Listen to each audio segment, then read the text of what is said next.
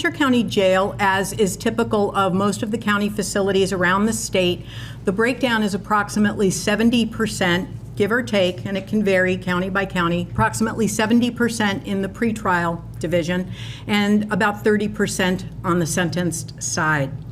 So in pretrial, and the law specifically states that with regard to things like education, that what the Mass General Law actually says is those sentenced to 6 months or longer are entitled to education services. And they're entitled to ESL, they're entitled to literacy instruction, they're entitled to preparation for high school equivalency, for example.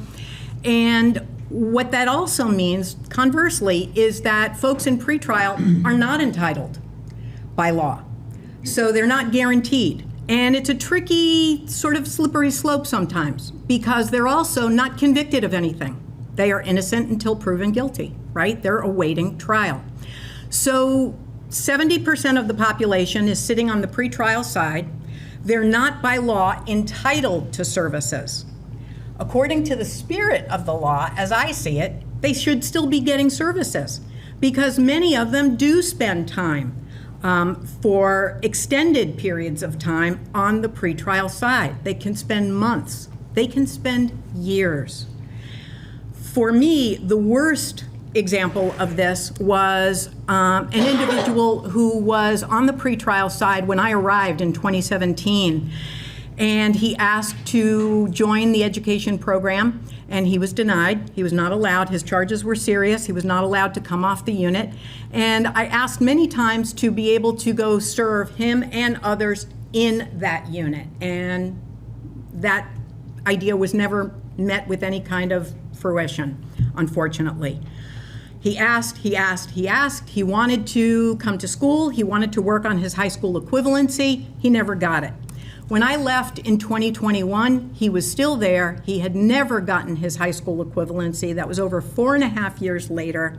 What that meant was when he went in front of a judge, and he was eventually sentenced, when he went in front of that judge, he was not able to say to that judge, "Judge, I wasn't just sitting around doing nothing, waiting for my trial. I actually got my high school equivalency." And what that might have resulted in is that judge giving that person a very different sentence. So that's how that could have translated to that particular individual. Furthermore, by not having his high school equivalency, he wasn't able to have his attorney argue for a better placement in the state system, right? He wasn't able to argue for a placement in Gardner, as opposed to maybe he landed in Sousa Baranowski, I don't know. But that's not a great place to land. And there are better options within the state system for education programming. So he lost out twice. He probably lost out in time off his sentence that he never got, and he never got to explain to a judge, and he probably lost out in the option of where he was able to be sent. So would I open up the pretrial side to all services? I sure would. I sure would. It wouldn't be difficult. The Hampshire County Jail is divided, and especially on the pretrial side, in a lot of small housing pods. We could collect pretrial individuals who want to get education services or who want to focus on substance abuse treatment primarily, or their mental health counseling. We could collect them in pod by pod by pod and get them those focused services while they are waiting for trial. My understanding is that there are approximately a dozen, maybe 15 or so individuals right now who are over the 2-year mark on the pretrial side. That's a long time.